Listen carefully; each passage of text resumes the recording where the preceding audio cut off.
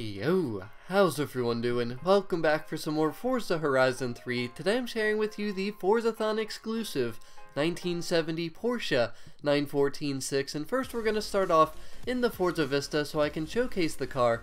Then we're going to move over to some free roam and racing gameplay so you can see how the car performs and also hear the sounds of this car. And I do have to admit the car is a little bit boring to drive because it is in the D class, but I was thinking to myself, I haven't driven in the D class for a super long time. I barely have any D class cars, so I really wanted to see how this thing would compete bone stock. And it's not the nicest looking Porsche, I'm sure we all can agree on that, but it is kind of a just collectible thing, you know. It's one of those cars that you just want to have in the game. You just want to have it to complete your car collection and to say you have one of them. I don't think too many people are really going to care to race this thing or do too much with it, but to be honest with you, I think it could end up being some type of a race car in one of the lower classes, just because it actually beat unbeatable Drivatars bone stock, so I was pretty impressed with that. Now obviously when I upgrade this thing, the Drivatars are also going to have faster cars, but considering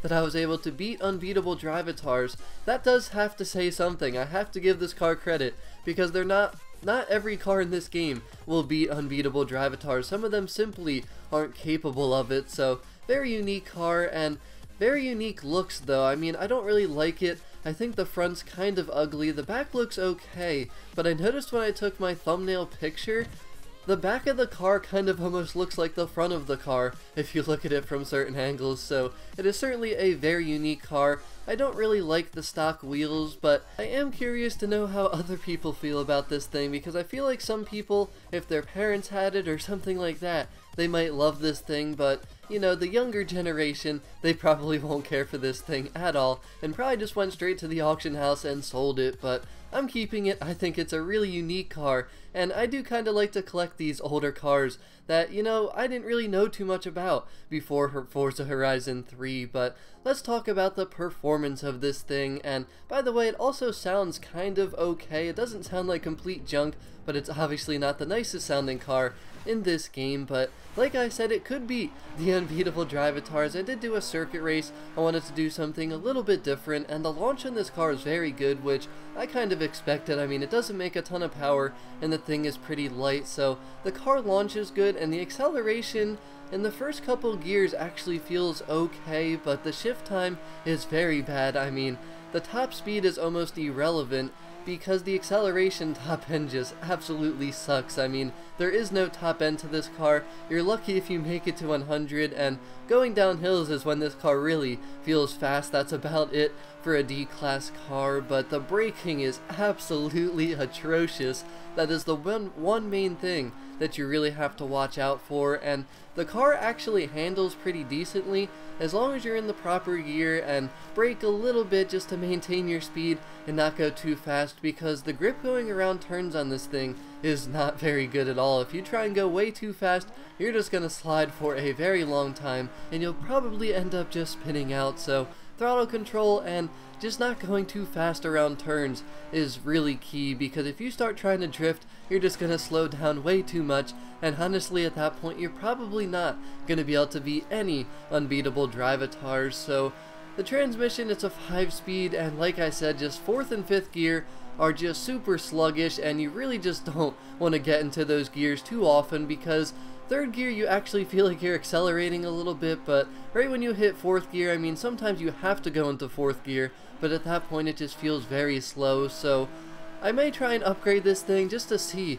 what it's capable of. I probably wouldn't go higher than the A class. I definitely want to leave the stock motor in it, and I want to keep it rear-wheel drive, so I'm not sure what kind of potential this thing has. It's really hard to tell when it's so low in the D class, but to summarize, if you did not or end up missing this car from the Forzathon event that's going on as I'm making this video, these things are very rare and also very expensive, and I'm really not sure why people are even trying to spend any types of money on this thing, because it's really not worth it. Unless you just want to complete your car collection and have this thing just to have it, there's literally no reason to buy this thing. You're really not missing out on all that much. And it's funny though, because I noticed the 928 GTS, there are none of those in the auction house. So I mean, both of these cars from the Forzathon event are rare as I expected them to be. But I would not waste your money on this thing. It's really not worth it, and I think the only thing that would make me change my mind is if I make a tune for it and it actually ends up being competitive for one of the lower classes. But other than that, that's how I feel about it. I'd love to know how everyone else feels about the 914.6 in Forza Horizon 3, but the final thing that I do want to mention today is that we hit 8,000 subscribers, so I just wanted to say thank you very much to everyone who has been a part of this channel in one way or another. It's been an amazing experience and a ton of fun, and I really just appreciate everyone that has been a part of it. So if you make it to this point in the video, comment 8K. Thank you once again, but have a wonderful rest of your day, and I'll talk to y'all again very soon. Peace out. At the roundabout, take the first exit.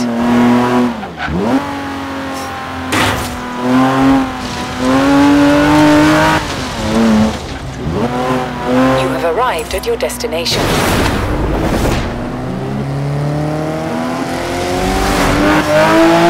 Turn right. In 400 yards, bear left.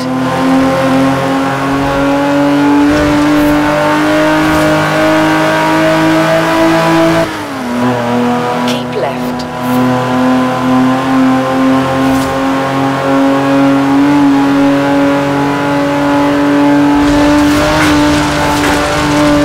At the roundabout, take the third exit.